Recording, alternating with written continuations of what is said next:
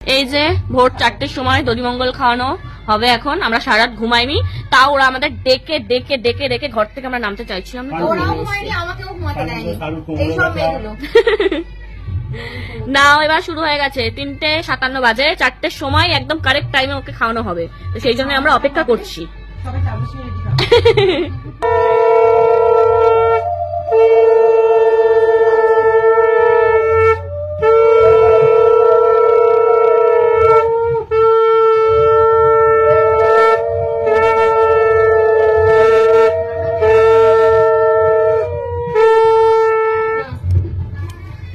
এই যে প্রথম গায়ে হলুদ হয়ে গেল, কেমন লাগছে দিদি?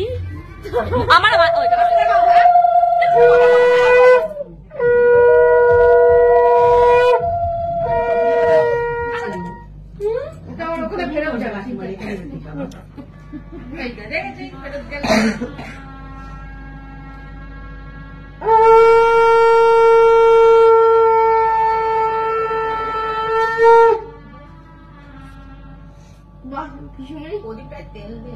আস্তে আস্তে কেন করছে পিসিমণি? সুন্দর করছে।